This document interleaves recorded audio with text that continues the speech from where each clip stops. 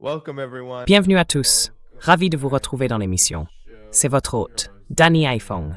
Comme vous pouvez le voir, je suis accompagné de l'économiste et professeur Richard Wolff, un ami de l'émission. Professeur Wolff, heureux de vous revoir. Content d'être là, Denis. Ravi de discuter avec toi. C'est un plaisir de parler avec vous. Alors d'abord, si tout le monde met un petit j'aime, ça aide vraiment à faire connaître l'émission. Et j'aimerais qu'on commence par la situation économique mondiale. Parce que, comme vous le savez, un nouveau rapport sur l'emploi a apporté un peu d'optimisme à l'économie américaine. 172 000 emplois ont été créés au mois de mai, malgré les vents contraires liés à la guerre en Iran. Mais tout le monde n'est pas aussi optimiste, surtout parmi les économistes, concernant la situation économique mondiale. L'OCDE a d'ailleurs indiqué qu'il pourrait y avoir une contraction de la croissance mondiale l'an prochain si cette guerre se poursuit.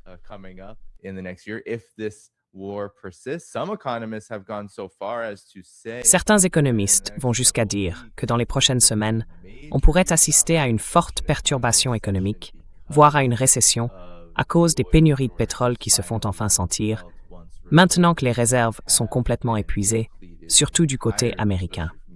Alors, professeur Wolff, quel est l'état réel du pétrodollar aujourd'hui? Et sur le plan économique mondial, dans cette guerre, où en est-on?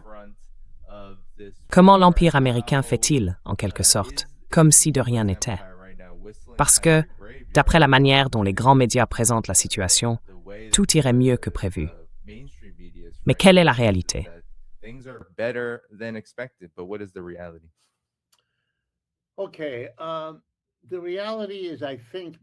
D'accord. Je pense que la réalité se comprend mieux si je vous raconte une petite parabole, une petite histoire. Voilà comment elle va. Vous ne vous sentez pas bien, alors vous et les gens autour de vous décidez d'aller voir un médecin. Vous allez donc chez le médecin, il prend votre température et dit « Eh bien, votre température est normale. Rentrez chez vous, tout ira bien. » Si les personnes qui vous aiment vraiment, qui tiennent à vous, vous conseillent, elles vous diront que la bonne réaction, c'est d'aller voir un autre médecin. Pourquoi? Parce que la température, oui, c'est bien un indicateur du fonctionnement de votre corps, c'est vrai. Mais ce n'est qu'un indicateur parmi beaucoup d'autres.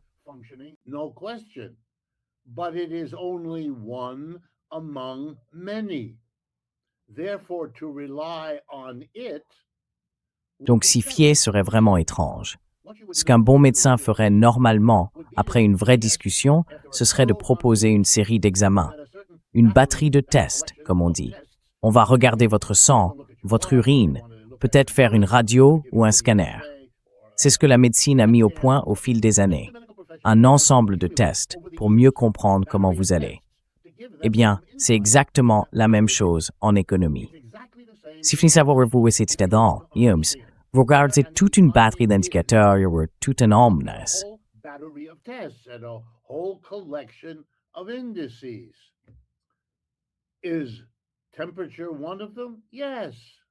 La température en fait partie? Oui. Est-ce la plus importante? Non. Alors, qu'est-ce qu'on peut regarder d'autre? Eh bien, je vais vous donner juste quelques exemples. D'abord, l'investissement, c'est-à-dire l'argent dépensé aujourd'hui pour produire des biens et des services dans le futur. Est-ce que ça augmente? Est-ce que ça baisse? Un autre indicateur, c'est la répartition des revenus. Est-ce qu'une part de plus en plus grande du revenu va à un nombre de plus en plus petit de personnes, au point que la majorité se retrouve de plus en plus sous pression, ou pas? Même question pour la répartition de la richesse, qui n'est pas la même chose que la répartition des revenus. Et puis, il y a le commerce extérieur. Il y a aussi les taux d'intérêt. Et puis l'inflation. Et je pourrais continuer encore longtemps. Je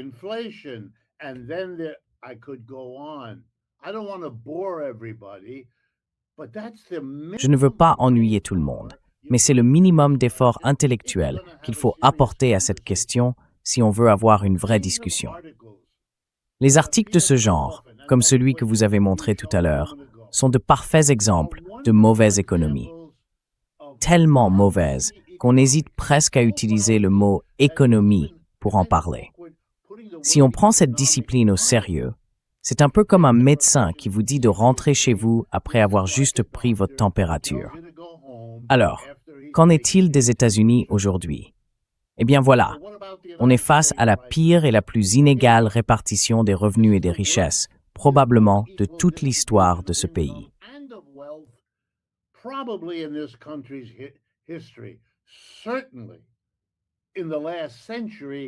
Certainement, au siècle dernier, c'est le pire. Pour vous donner une idée, les 10% les plus riches des Américains, et je parle ici surtout de la forme de richesse que la plupart des gens détiennent dans ce pays, c'est-à-dire les actions et les fonds communs de placement, qui sont des ensembles d'actions. Eh bien, voilà quelque chose à méditer. 10% de la population, les 10% les plus riches, possèdent aujourd'hui, selon la Réserve fédérale, environ 87% de cette richesse. Les 10% du haut ont 87%. Les 90% restants d'entre nous se partagent les 13% qui restent. Il faudrait remonter jusqu'à l'Égypte ancienne et au pharaon pour retrouver un tel écart. Et nous le savons.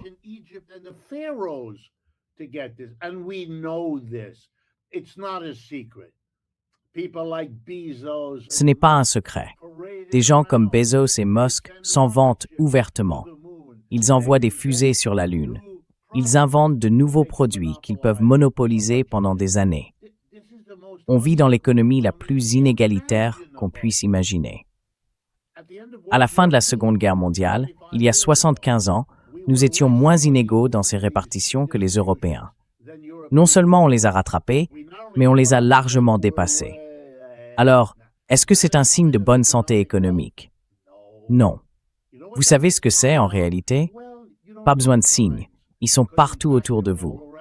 C'est pour ça que chaque ville moyenne en Amérique est pleine de centres commerciaux vides, de zones commerciales désertes, de vitrines abandonnées. Franchement, qui essaie encore de se faire des illusions, hein?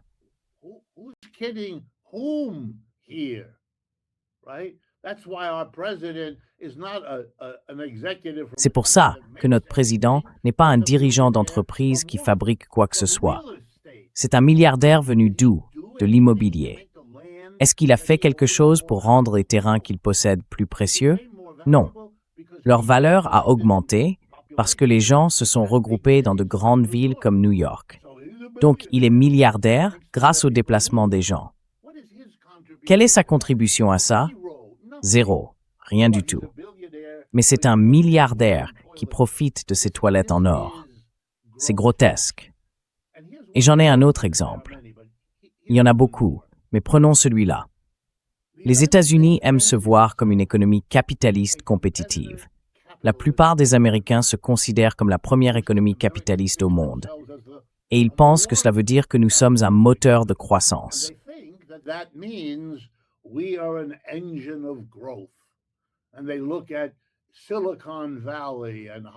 Et ils regardent la Silicon Valley, les nouvelles technologies, ChatGPT et tout ça. Ils se disent, regardez, on est les meilleurs. Mais la réalité, c'est tout autre. Désolé d'être celui qui apporte la mauvaise nouvelle, mais tout ça, c'est faux. Depuis 30 ans, sans exception, la République populaire de Chine a connu une croissance plus rapide que celle des États-Unis, si l'on mesure par le PIB, le produit intérieur brut. C'est l'indicateur que tous les économistes utilisent pour évaluer la taille et la croissance d'une économie. Le PIB de la Chine, sur ces 30 dernières années, a augmenté chaque année entre 5 et 9%. Sur la même période, celui des États-Unis a progressé entre 2 et 3%. Vous voyez la différence? La Chine croît 2 à 3 fois plus vite que les États-Unis.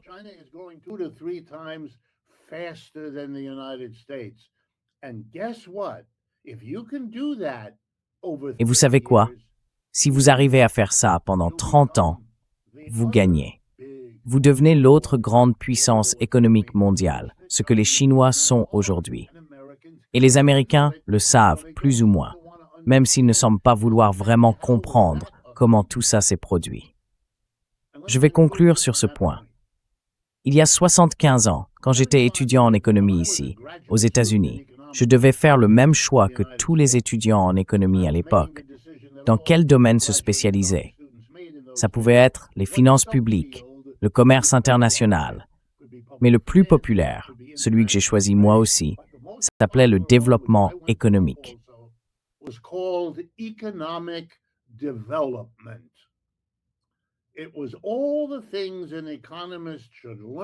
C'était tout ce qu'un économiste devait apprendre, puis mettre en pratique pour aider la majorité des habitants de la planète, l'immense majorité, qui vivaient dans des conditions de pauvreté indescriptibles, en Asie, en Afrique, en Amérique latine et ailleurs. Nous apprenions comment les aider à se développer économiquement pour qu'ils ne soient plus pauvres, qu'ils aient un système éducatif, un vrai système de santé, qu'ils puissent vivre ce que nous, en Occident, en Amérique du Nord, en Europe de l'Ouest et au Japon, considérions comme une existence de classe moyenne acceptable. C'est tout ce qu'ils voulaient. Et dans les années 50, 60 et 70, ils se sont lancés dans cette voie. Des gens comme moi, formés dans le système éducatif américain, se sont alors dispersés à travers le monde pour les aider.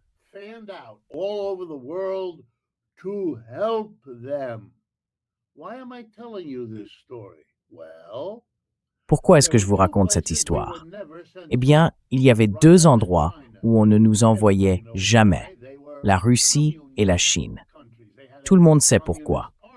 C'étaient des pays communistes. Ils avaient un parti communiste au sommet de la société, et c'était le grand ennemi. Donc, on n'y allait pas. Ils n'allaient pas recevoir d'aide de l'Occident. Ils n'avaient pas d'aide étrangère. Ils n'avaient pas de spécialistes formés comme moi. Rien de tout ça. Et maintenant, voilà l'ironie que vous devez bien comprendre. La compétition, la course pour développer son économie, dure depuis 75 ans, 3/4 de siècle. Eh bien, je peux vous annoncer le vainqueur. Personne d'autre n'est même proche. Ça s'appelle la République populaire de Chine. Elle a dépassé tout le monde.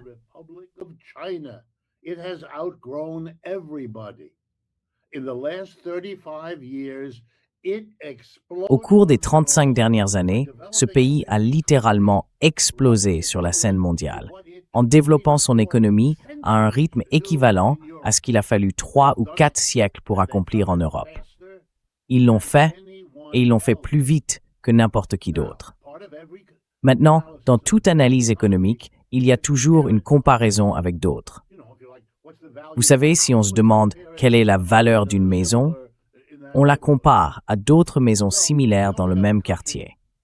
Eh bien, le seul autre pays dans le quartier des États-Unis aujourd'hui, c'est la République populaire de Chine. Selon un indicateur, elle est déjà plus grande que les États-Unis. Mais il n'y a pas qu'un seul indicateur. Et selon d'autres, il faudra encore 3 ou 4 ans.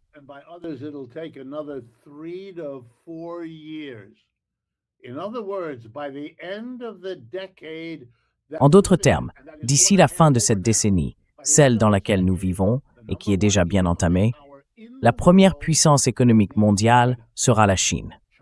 La Chine, à elle seule, compte 4 fois la population des États-Unis.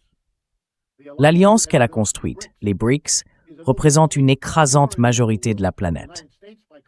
Les États-Unis, en comparaison, si l'on additionne leur population, environ 335 millions d'habitants, ça fait quel pourcentage de la population mondiale? Environ 4,5%.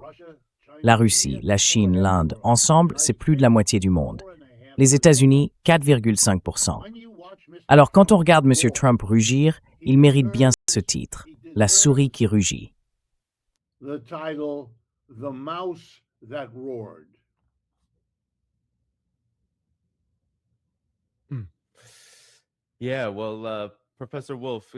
Oui. Eh bien, professeur Wolf, dans ce contexte, peut-être que vous pouvez nous aider à comprendre comment tout cela va affecter et affecte déjà l'économie mondiale, avec la guerre en Iran et la situation actuelle là-bas. Parce qu'aujourd'hui, on a appris qu'il est désormais confirmé que l'Iran facture des droits de passage dans le détroit d'Ormuz et qu'il a même menacé de fermer complètement le détroit si les États-Unis continuent de frapper l'Iran. Ce qui se produit à peu près tous les 2 ou 3 jours depuis quelques semaines.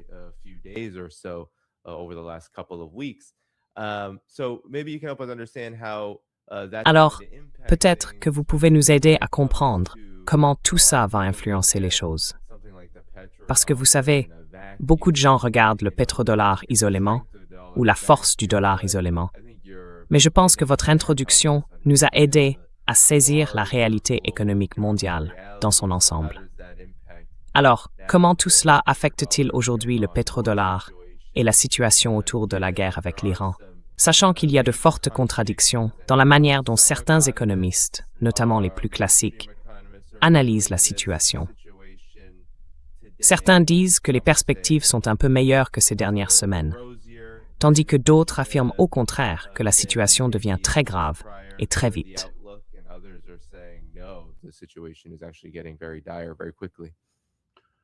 Okay, in my judgment, I try to take a step back in all of these immediate events, whether it's the war in Ukraine or whether it's the war on Iran that the United States and Israel initiated 3 months ago. I try to take a step back to help the people I speak with get a larger sense of what's going on. So let me try to do that briefly here. Over the last 40 years, the United States, while China is growing its economy, focusing overwhelmingly on developing its own economic situation, its jobs, its railroads, its harbors, its military, you name it. Something very, very different is going on in the West. And by the West, I mean United States, North America, Western Europe, and Japan. Those countries are going through a radically different... Ces pays-là vivent une expérience radicalement différente, avec d'autres priorités, d'autres idées, d'autres évolutions. Comment je la décrirais? Eh bien, j'utiliserais les mots que les dirigeants de l'époque aimaient employer. Pourquoi pas? Ils appelaient ça la mondialisation ou le néolibéralisme, peu importe le terme. Ce qui compte, c'est ce que ça voulait dire. Dans ces pays, les entreprises capitalistes, et ce sont elles qui dominent, ce sont des entreprises où un petit groupe de personnes détient les actions, les principales actions. Pas votre oncle Henri, qui a hérité de 11 actions de sa femme quand elle est décédée. Non, pas ce genre de cas. Des gens comme lui, il y en a bien sûr, mais à l'échelle de l'économie, ils ne comptent pas. Ceux qui comptent, ce sont les autres.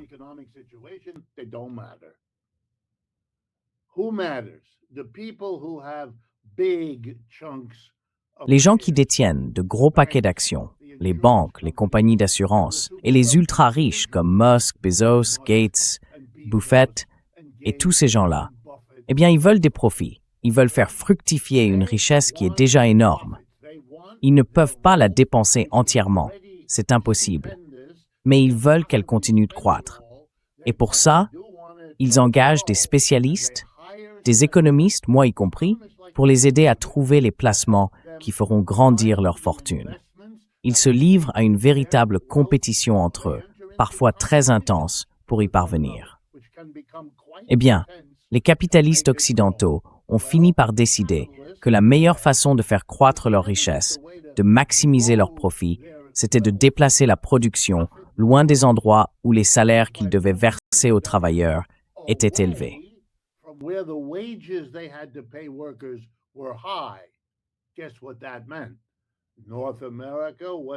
Vous savez ce que ça voulait dire? L'Amérique du Nord, l'Europe de l'Ouest et le Japon allaient délocaliser leurs usines vers des endroits où les salaires étaient bas. Et ça voulait dire quoi? La Chine, l'Inde, le Brésil, ces pays-là. Et donc, pendant environ 35 à 40 ans, on a connu une mondialisation, un véritable déplacement très important de la production. Un déplacement depuis les régions où elle s'était développée. L'Europe de l'Ouest, l'Amérique du Nord et le Japon, vers une toute autre partie du monde. Nouvelle, dans le sens où, même s'il y avait déjà de la production là-bas, ce n'était jamais la production concentrée du monde. En 1970, les voitures sortaient de Détroit.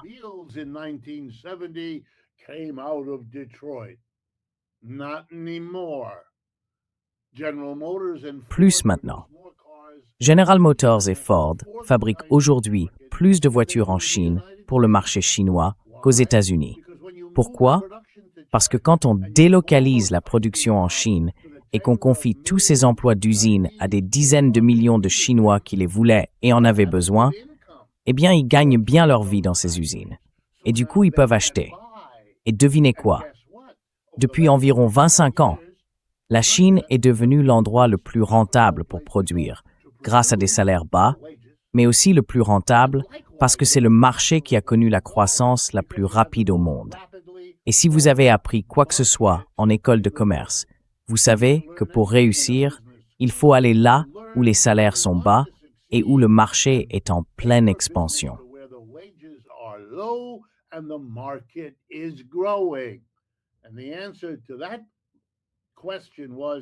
Et la réponse à cette question, c'était la Chine, la Chine, la Chine et quelques autres pays. Voilà maintenant le point clé. Si vous déplacez le cœur de votre économie aussi loin que possible, de l'autre côté du globe, et passer des États-Unis à la Chine, c'est à peu près aussi loin qu'on puisse aller dans un sens ou dans l'autre. Eh bien, vous arrivez en Chine. Très bien, mais là, vous avez un problème particulier. Vous continuez à traiter avec le marché ici, aux États-Unis. Nous sommes un pays riche et les gens aisés sont ici, et aussi, oui, en Europe de l'Ouest, et oui, au Japon. Donc le marché reste en grande partie ici. Il se développe en Chine, c'est vrai, mais il lui faut encore du temps pour rattraper la croissance qu'on a connue depuis 3 ou 4 siècles en Europe de l'Ouest, en Amérique du Nord et au Japon.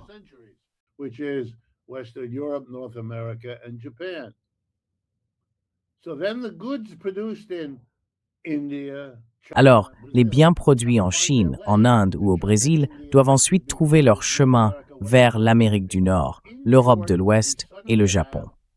En résumé, on a vu apparaître, même si ce n'était pas vraiment soudain, une extension mondiale des chaînes d'approvisionnement. Pour que cette économie fonctionne, il faut la liberté des mers, le transport ferroviaire et tout l'ensemble des mécanismes nécessaires quand on a maximisé la distance entre le lieu de production et celui où les biens sont vendus et consommés.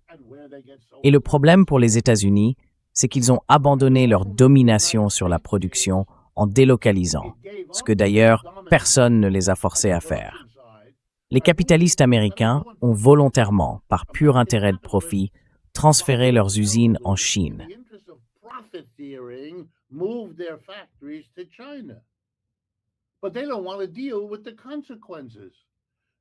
Mais ils ne veulent pas assumer les conséquences.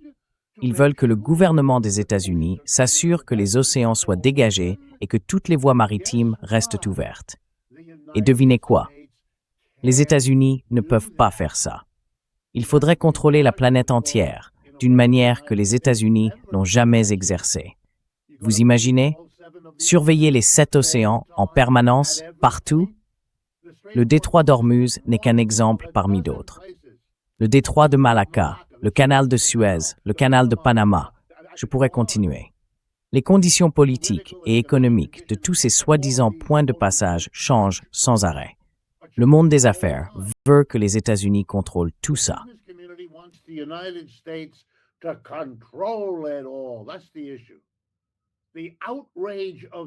C'est bien là le problème. Jusqu'à cette guerre, la colère des Iraniens venait seulement de la possibilité qu'ils puissent exercer un contrôle. Ils ne l'avaient jamais fait. Le détroit d'Ormuz n'avait jamais été fermé. Les Iraniens ne l'avaient jamais fermé. Ils avaient simplement dit que si les États-Unis attaquaient avec Israël, alors parmi les mesures de riposte, ils fermeraient le détroit d'Ormuz. Et cela montrerait au monde entier, et c'est ce qui se passe pendant qu'on parle, Danny, que désormais tout a changé.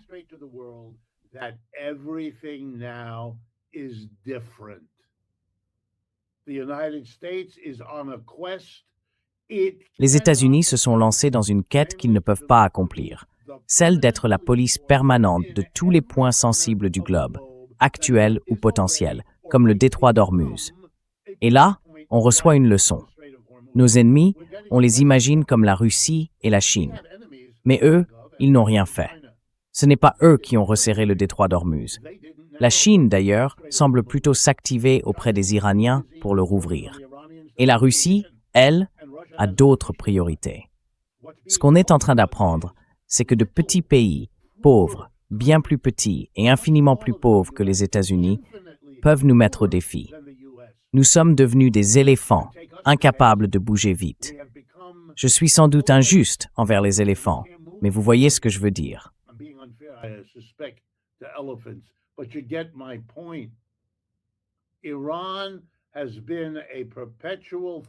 L'Iran a toujours été une épine dans le pied des États-Unis, depuis que les Américains ont renversé leur gouvernement élu en 1953 pour installer un dictateur, le Shah. Il a dirigé le pays pendant toute une génération, jusqu'à la fin des années 70, quand les ayatollahs et la communauté religieuse ont renversé le Shah. Il est alors parti vivre un exil confortable aux États-Unis, qui l'ont protégé tout ce temps. Est-ce qu'il y a des rancunes en Iran contre les États-Unis? Comment pourrait-il en être autrement?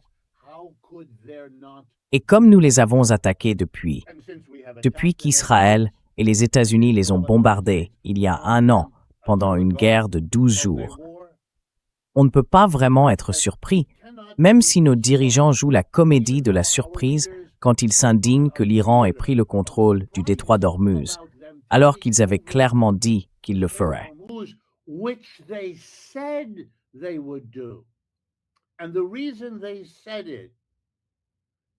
Et la raison pour laquelle ils ont dit ça, c'est parce qu'ils voulaient que ce soit une menace pour répondre aux menaces des États-Unis. Attaquer, bombarder, ce que les États-Unis ont déjà fait. Combien de fois l'Iran a-t-il bombardé les États-Unis? Réponse, 0. Combien de fois la Chine ou la Russie ont-elles bombardé les États-Unis? Réponse, 0. Ce sont des menaces, oui, mais ils ne l'ont pas fait. Alors que les États-Unis, eux, non seulement ont menacé, mais ils l'ont fait. C'est une situation dont nous devons prendre conscience et qu'il faut aborder d'une manière radicalement différente. Sinon, la promesse de M. Trump, plus de guerre, ne sera jamais tenue. Et nous aurons encore un président après l'autre, chacun promettant la fin des guerres, puis dépassant son prédécesseur par le nombre de conflits qu'il engage. Et maintenant, on nous dit que Cuba sera la prochaine.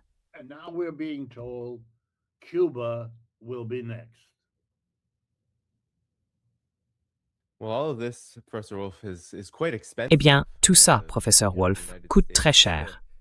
Vous savez, les États-Unis prévoient de dépenser encore environ 1 500 milliards de dollars, rien que pour l'armée américaine. Et l'administration Trump s'est montrée très intéressée par ce que vous appelez des points de pression. D'autres disent des points d'étranglement, et elle a agi en conséquence. Le détroit d'Ormuz n'en est qu'un exemple, apparemment. Mais vous savez, on parle aussi d'un risque de récession qui pourrait arriver très bientôt. On dirait que le pétrole est devenu un sujet central ces derniers temps. Et maintenant, on entend dire que les prix du pétrole se sont un peu calmés.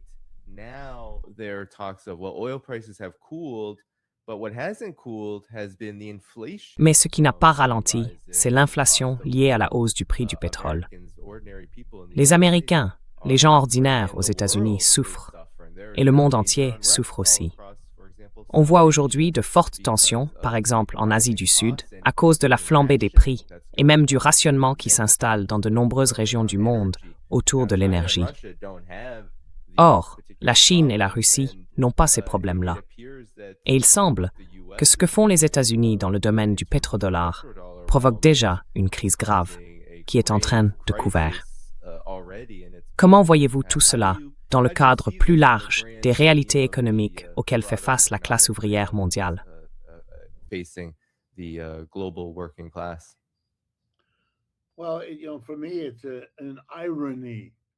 Eh bien, pour moi, c'est assez ironique que les États-Unis aient travaillé à s'emparer d'un point d'étranglement de l'économie, si on peut dire, un goulot d'étranglement. Et lequel? Le pétrole. Tout comme le détroit d'Ormuz est un point de passage stratégique, en grande partie parce qu'il permet de contrôler le commerce d'une certaine manière.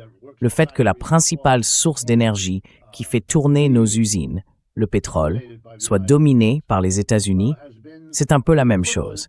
Les États-Unis ont exercé sur le monde, grâce au pétrole, le même type de pouvoir que l'Iran exerce aujourd'hui avec le détroit d'Ormuz. Et tout comme les Iraniens, les États-Unis en tirent des profits. off of that. When Kissinger and Nixon and when they all arranged Quand Kissinger et Nixon et tous ceux qui étaient impliqués ont passé un accord avec l'Arabie saoudite dans les années 70 pour que toutes les transactions pétrolières dans le monde, et souvenez-vous, à cette époque, l'Arabie saoudite était de loin la principale source de pétrole au monde, soient toujours effectuées en dollars. Autrement dit, si la Malaisie achète du pétrole au Nigeria, le paiement se fait en dollars. La Malaisie doit donc accumuler et conserver des dollars dans ses banques. Et les pays producteurs de pétrole du Moyen-Orient, comme l'Arabie saoudite, accumulent d'énormes revenus en dollars. Puis M. Nixon et M. Kissinger ont expliqué à ces gens-là, bien sûr, vous pouvez garder ces dollars, mais au fond, un dollar, ce n'est qu'un bout de papier vert. But a dollar is a green piece of paper. You don't earn anything on a dollar. You have it, but you don't. Vous ne gagnez rien sur un dollar. Vous l'avez, mais il ne vous rapporte rien. Voilà ce que nous proposons. Vous le prêtez au gouvernement des États-Unis et nous vous versons des intérêts pendant que nous le gardons, puis nous vous le rendons à l'échéance. Donc prêtez-le nous pour 3 ans, nous le conservons, nous vous payons des intérêts chaque année, et à la fin de la 3e année, nous vous remboursons. Ou, si c'est une obligation du Trésor à 10 ans, à la fin des 10 ans, et ainsi de suite. Ah, parfait, ont dit ces pays, parce que prêter cet argent aux États-Unis leur permettait de toucher un revenu. On parle de dizaines de milliards de dollars par an. Et ce sont de tout petits pays. These are very small countries. This is enormous wealth. C'est une richesse énorme. Et si vous allez dans ces pays, vous verrez des dizaines de familles qui possèdent cette richesse colossale. Voilà ce que cela a apporté aux États-Unis. Cela a donné aux États-Unis ce que les économistes appellent un privilège extraordinaire. Lequel? Eh bien, réfléchis avec moi une minute, Danny. Le gouvernement américain fonctionne régulièrement avec des déficits. Autrement dit, il dépense beaucoup plus qu'il ne perçoit en impôts chaque année. En ce moment, le déficit se chiffre en milliers de milliards de dollars. Tu as mentionné l'augmentation prévue du budget de la défense, qui passerait de 900 milliards à 1500 milliards de dollars. Et tu as raison, c'est une hausse énorme des dépenses publiques. Mais alors, d'où vient la hausse des recettes de l'État pour payer tout ça? To the government to pay for it. Answer, don't waste your time. There isn't any. Réponse, ne perdez pas votre temps. Il n'y en a pas. Sur quoi compte-t-il? Sur la possibilité d'en emprunter. Et pourquoi peuvent-ils emprunter de telles sommes? Avant même que vous réfléchissiez à la réponse, laissez-moi vous rappeler une chose. Les États-Unis sont déjà le plus grand pays débiteur du monde. On pourrait penser que les gens hésiteraient un peu à continuer de prêter à un pays qui emprunte déjà trop. Et en effet, ce moment va venir. Mais nous n'y sommes pas encore. En attendant, tous les pays producteurs et acheteurs de pétrole dans le monde accumulent des dollars qu'ils prêtent ensuite aux États-Unis pour financer tout ce qu'ils font.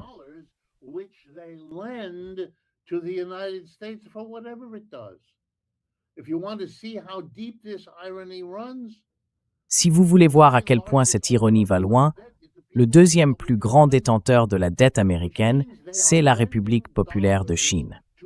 Autrement dit, la Chine prête des dollars aux États-Unis, qui s'en servent ensuite pour mener des guerres un peu partout dans le monde, souvent contre les intérêts même des Chinois qui les financent. Franchement, c'est un système complètement fou. Mais c'est celui dans lequel on vit, et il va continuer.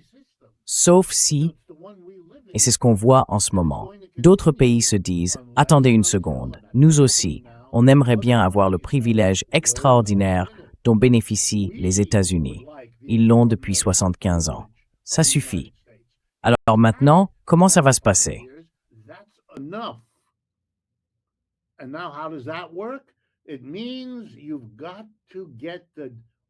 Ça veut dire qu'il faut sortir le pétrole des mains des États-Unis. Fini ce système où tout le monde paie en dollars. Non, non, non. Il faut du commerce, où chaque pays utilise des euros, des yuans chinois ou autre chose. Plus on diversifie, plus on affaiblit le dollar. Et là, on commence à voir le déclin du dollar comme une partie du déclin de l'Empire américain. Le monde vit déjà ce déclin. une grande partie du monde le voit. L'incapacité à empêcher les Russes d'avancer toujours plus vers l'ouest, en Ukraine, ou à empêcher les États-Unis de, comme il disait, bombarder l'Iran jusqu'à l'âge de pierre. How did he put it? Iran back into the Stone Age. These are more signs that the United Ce sont encore des signes que les États-Unis ne peuvent plus contrôler et que les autres perçoivent notre déclin. Seuls nous, vraiment seuls nous, le nions. Nous vivons dans, comme tu l'as joliment dit tout à l'heure, Danny, dans cette bulle d'auto-illusion. Même Madame Sheinbaum au Mexique et M. Carney au Canada se sentent encouragés à riposter parce qu'eux aussi perçoivent le basculement de l'histoire. Chaque fois que les États-Unis cherchent à punir un pays du tiers-monde jugé indiscipliné, le premier ministre de ce pays décroche son téléphone, appelle Pékin et demande s'ils ont une offre de remplacement pour ce qu'ils ne peuvent plus obtenir des États-Unis. Et la réponse de la Chine, 9 fois sur 10, c'est « bien sûr ». 9 times out of 10 is you bet.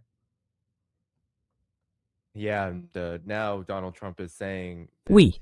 Et maintenant, Donald Trump affirme que son administration, certains de mes téléspectateurs disent même son régime, menace ou promet que dans tout accord avec l'Iran, dans tout accord visant à mettre fin à la guerre, il n'y aura aucun dégel des avoirs et aucun allègement des sanctions, quoi qu'il arrive. Ce qui veut dire que cette guerre va continuer encore et encore, parce que c'est justement ce que l'Iran exige comme partie d'un accord global pour y mettre fin. Alors, professeur Wolf, ma question est la suivante. Puisque l'avenir de cette guerre semble s'inscrire dans la durée, est-ce que l'Empire américain est en train de creuser encore plus sa propre tombe, compte tenu de son déclin général, qui touche bien des domaines au-delà même de l'économie et de la situation militaire?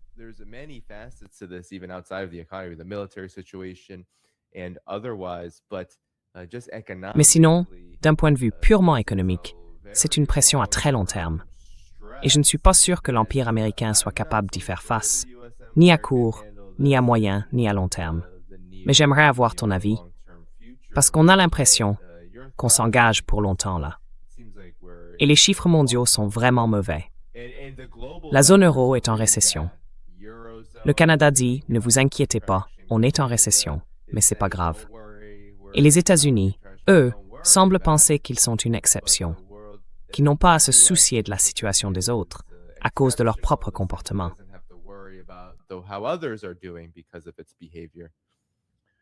Well, the United States, like many countries, has a long history. Eh bien, les États-Unis, comme beaucoup d'autres pays, ont une longue histoire où ils font semblant de ne pas connaître de graves effondrements. Je veux rappeler quelques faits de base sur les économies capitalistes, y compris la version américaine. Elles sont très instables. Le Bureau national de la recherche économique, qui est un organisme de recherche quasi-gouvernemental ici aux États-Unis, joue un rôle important. Il suit, entre autres, les hauts et les bas des économies capitalistes. Quand une récession commence-t-elle? Combien de mois ou d'années dure-t-elle? Quand l'économie en sort-elle? Et quand y retombe-t-elle?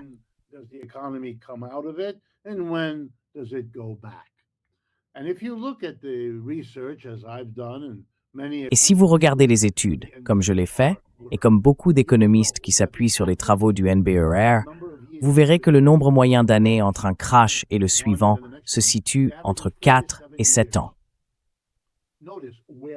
Remarquez bien, partout où le capitalisme s'installe et devient le système économique dominant, à commencer par l'Angleterre au XVIIe siècle, puis en Europe et ensuite dans le reste du monde, partout, en moyenne, tous les 4 à 7 ans, il y a une crise. Parfois, elles sont courtes et peu profondes. Elles ne touchent pas grand monde et ne durent pas très longtemps. D'autres fois, elles sont longues et profondes. De loin, la pire a été celle qui a commencé ici aux États-Unis en octobre 1929. Autrement dit, il y a un peu plus d'un siècle.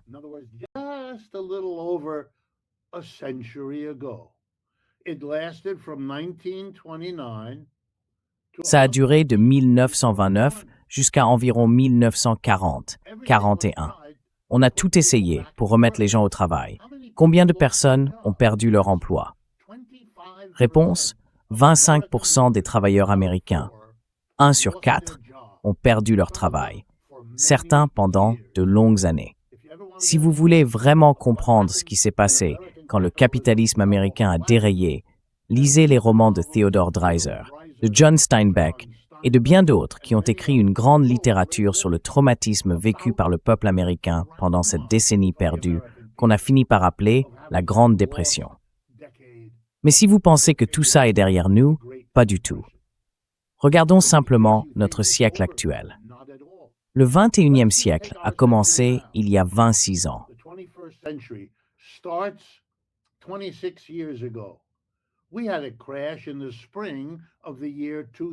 On a eu un crash au printemps de l'an 2000, un autre pendant l'été 2008 et encore un en 2019-2020 avec le Covid. En gros, sur 25 ans, ça fait 3 crises. Donc à peu près une tous les 7 ou 8 ans. C'est à peu près le rythme habituel. Et si la dernière remonte à 2019-2020, eh bien, mes chers compatriotes, devinez quoi? On en attend une nouvelle. À tout moment, quelque chose peut nous faire basculer. Vous savez ce que ça pourrait être? Oui, la guerre avec l'Iran. Ou si vous préférez un autre exemple, la bulle autour de l'intelligence artificielle. Des sommes énormes ont été investies pour acheter les logiciels, construire les centres de données et renforcer les réseaux électriques qui les font tourner. Est-ce qu'on sait vraiment si tout ça va rapporter?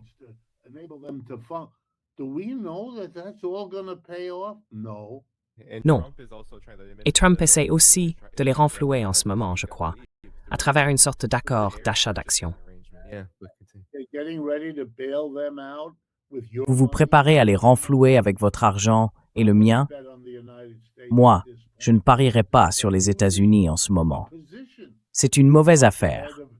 Le pays n'est plus en tête sur le plan technologique. Les Chinois nous rattrapent, pas à pas.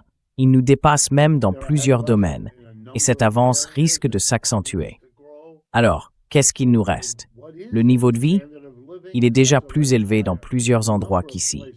Et pour la majorité des Américains, la situation n'est pas bonne du tout, et il n'y a pas vraiment de perspective d'amélioration. Les enquêtes auprès des jeunes diplômés, qu'ils sortent de l'université ou d'une école supérieure, montrent qu'ils cherchent surtout des petits boulots, comme conduire pour Lyft. Ce n'est pas une bonne période pour être diplômé. Ce n'est pas une bonne période pour trouver un emploi. Pas du tout. L'une des raisons pour lesquelles le chômage n'est pas plus élevé aujourd'hui, c'est que, quand on interroge les gens qui ont un travail, ils disent qu'ils veulent absolument le garder. Ils ont peur. Ils acceptent qu'un employeur leur dise « il faut venir une demi-heure plus tôt ». Ils ne vont pas répondre « ah non, non, non, je vais chercher un autre boulot ». Non, non.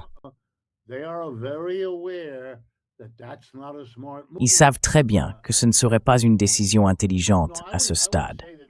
Non, je dirais que M. Trump, et je sais que tout le monde s'intéresse un peu à ce qu'il représente, eh bien, je pense qu'il incarne une économie au bord du gouffre. Il a été élu parce que, quand il a dit « je vais rendre sa grandeur à l'Amérique », et que Mme Clinton, en face de lui a répondu sur scène pendant le débat « mais enfin, on est déjà grand », eh bien, elle avait tort, voyez-vous, et lui avait raison. Il s'adressait à des gens qui, au fond d'eux, sentaient qu'ils n'avaient plus ce travail dans leur syndicat, dans leur usine, qu'ils étaient devenus hôtes d'accueil chez Walmart. Et on ne peut pas vivre avec ça. C'est d'ailleurs pour ça que beaucoup d'hôtes d'accueil chez Walmart doivent compléter avec des bons alimentaires, que Walmart les aide à obtenir, parce que ça lui permet de subventionner le coût de leur salaire.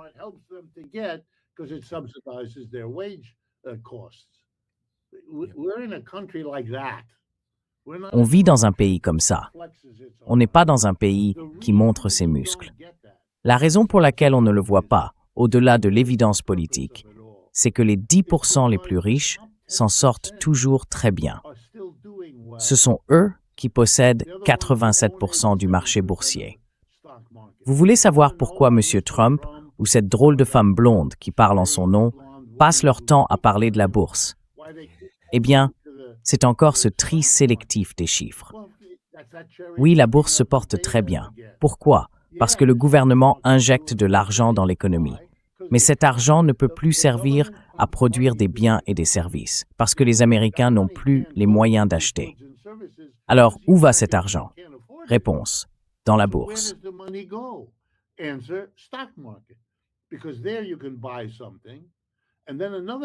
Parce que là-bas, on peut acheter quelque chose. Et puis, une autre personne qui reçoit cet argent public va vous le racheter 3 mois plus tard, à un prix plus élevé. Et ensuite, vous allez le revendre. Oui, on a une inflation terrible, mais elle est dans le marché boursier, mes pauvres amis qui ne comprenaient pas. On a une inflation terrible, mais elle est là où on l'aime bien, dans les actifs, dans ces bouts de papier qui représentent l'économie, que les gens achètent parce qu'ils ne savent pas où placer leur argent pour qu'il fructifie. Alors c'est ce qu'ils font. Et M. Trump, c'est l'élection de tout ça. Le faux semblant qui vous dit « je vais tout faire, je vais gagner, on va gagner ». Celui qui dit exactement ce que vous aimeriez croire.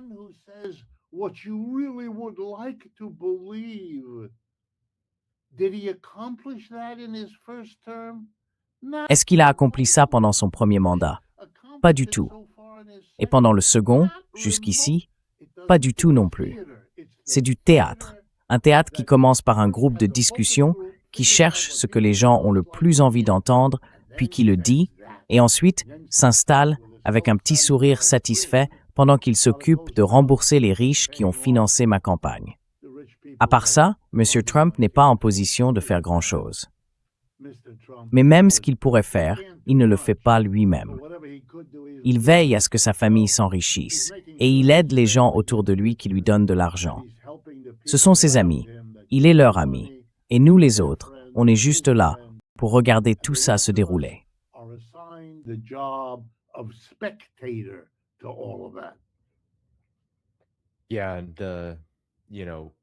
Oui, et vous savez, le Wall Street Journal a publié la semaine dernière un chiffre vraiment accablant au milieu de toutes ces annonces de création d'emplois. Parce qu'honnêtement, 170 000 emplois environ, ce n'est pas énorme. Au début du mandat de Biden, je crois que c'était dans ses premiers mois, il avait été beaucoup critiqué, et il y a d'ailleurs de nombreuses raisons de critiquer son administration, pour n'avoir créé que 190 000 emplois. Donc, clairement, il y a une réalité économique qu'on essaie un peu de masquer ici. Mais malgré tout, un des points marquants, c'est qu'en avril, une enquête auprès des hommes en âge de travailler a montré que 1 sur 3 disait ne pas avoir d'emploi et ne pas en chercher non plus à ce moment-là. C'est une part importante de ce qui était autrefois un segment très productif de l'économie américaine.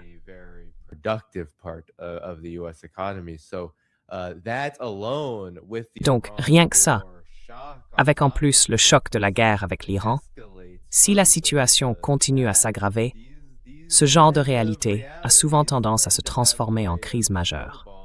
Alors, dans les 5 dernières minutes, professeur Wolf, peut-être que vous pouvez nous donner un aperçu, et j'aimerais aussi qu'on montre ce dont vous parliez à propos des avancées de la Chine. Je veux dire, il y a eu quelqu'un dans l'émission America's Got Talent venu de Chine, de la province du Sichuan, là où se trouvent Chongqing, Chengdu et toutes ces villes qui attirent de plus en plus d'étrangers.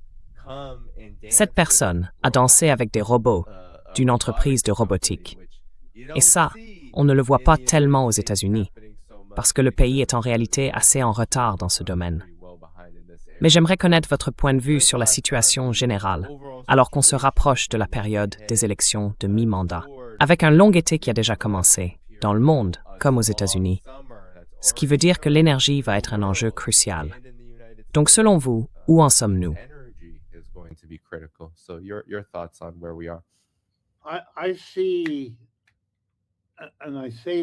Je le vois, et je dis ça sans aucune satisfaction particulière, mais ce que je vois, c'est une détresse grandissante. Et franchement, ça ne devrait surprendre personne. Un empire en déclin. Quand les gens commencent à comprendre que c'est bien ce qui se passe, une fois qu'ils ont dépassé le stade du déni, l'étape suivante, c'est le désespoir. Qu'est-ce qui va se passer? Qu'est-ce qui va m'arriver? À moi, à ma famille, à mon travail, à tout ce qui compte pour moi. Et je le vois encore dans l'histoire. Chaque empire naît évolue avec le temps, puis finit par disparaître. Et pendant cette période de déclin, qui dure des années, il engendre des gens qui, d'une manière ou d'une autre, sont désespérés, qui ne savent plus trop quoi faire, ni vers qui se tourner. Laissez-moi vous montrer, pour conclure, d'où vient une partie de ce désespoir aujourd'hui. Il se trouve dans cette guerre en Iran. C'est une guerre impossible à gagner. Et les Iraniens l'ont démontré au monde entier. The Iranians have demonstrated to the whole world. You can bomb them till you're blue in the face. Vous pouvez les bombarder autant que vous voulez. Ça ne changera rien. Ils ne partiront pas, ils ne capituleront pas, et ils ont les moyens de vous empêcher de réussir. Monsieur Trump ne peut pas affronter ça. C'est le grand gagnant après tout. Et là, il est en train de perdre. Et ça rend les gens désespérés. Et moi, ça me fait peur quand je pense à ce qu'un président désespéré peut faire. Prenez un autre exemple. Un jeune homme, plombier de métier, se présente en gros comme un indépendant à l'intérieur du Parti démocrate. Oui, mais sans vraiment en faire partie. Il s'appelle Graham Platner. C'est dans l'État du Maine. Le niveau d'effort des républicains et des démocrates traditionnels pour le saper, le piéger, le bloquer, il est déjà, disons-le, un candidat démocrate, et il a de bonnes chances de gagner. Mais l'acharnement à le détruire, à coups de rumeurs fabriquées et de tout le reste, est d'un désespoir abstogat.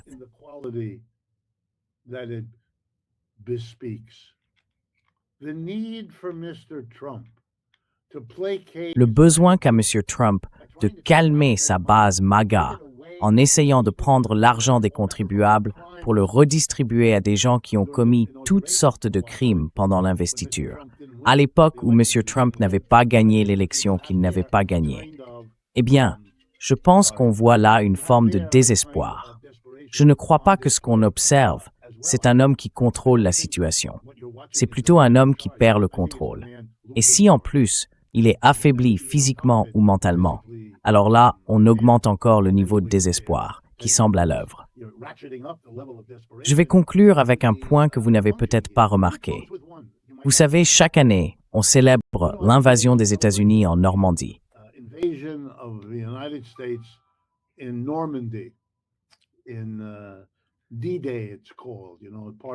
Le jour du débarquement, comme on l'appelle, fait partie de la Seconde Guerre mondiale. Et vous savez, les quelques vétérans encore en vie, de tous les camps, se retrouvent pour rendre hommage à ceux qui ont souffert. Alors, le secrétaire américain à la guerre, enfin, ce qu'on appelle aujourd'hui le secrétaire à la défense, un homme qui, autrefois, était un présentateur télé, un peu naïf et plutôt moyen, prononce un discours dans lequel il attaque toute l'Europe, pas seulement les Français, même si la cérémonie a lieu en France, sur la côte du débarquement. Il critique toute l'Europe pour ne pas avoir suffisamment partagé les sacrifices. Franchement, il y a là un niveau de bêtise et d'insensibilité tellement incroyable que je dois vous raconter ça. Partage des sacrifices. On dirait qu'il parle des immigrés.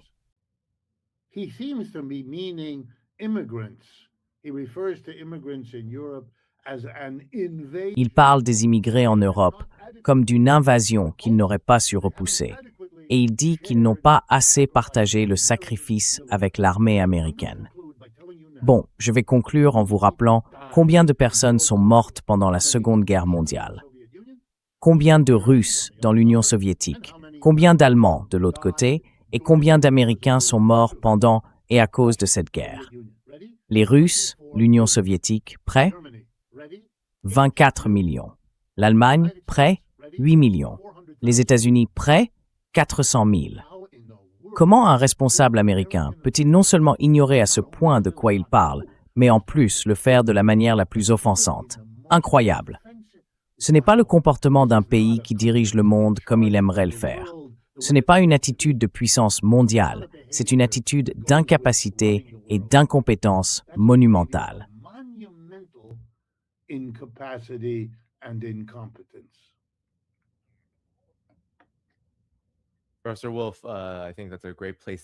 Professeur Wolf, je pense que c'est une excellente façon de conclure. Pendant que je rappelle aux gens où ils peuvent vous retrouver, ils peuvent vous trouver sur Democracy at Work. Le lien est dans la description YouTube ci-dessous, ainsi que la chaîne YouTube de Democracy at Work. Et j'ai entendu dire que dans l'émission America's Got Talent, ce mois-ci ou le mois dernier, un danseur chinois a dansé avec des robots Unitree. J'ai d'ailleurs visité cette entreprise. Ces robots sont vraiment très avancés, capables de faire des choses comme ça. C'est un bon exemple du monde en pleine mutation dans lequel on vit. Beaucoup de ces innovations viennent de l'Est, viennent de Chine. Et je crois que vous l'avez bien expliqué, beaucoup d'Américains sont assez inquiets face à ça. Mais en réalité, ces robots sont presque entièrement conçus pour des usages très pacifiques. Professeur Wolf, un dernier mot avant que je clique sur le bouton de fin. Je veux juste être sûr de rappeler aux gens le nom de votre chaîne YouTube. Oui, vous pouvez aller sur notre site web à l'adresse democracyatwork.info. On a aussi un programme sur Substack, Democracy at Work. Donc retrouvez tout notre travail sur l'un de ces deux espaces, ou sur les deux.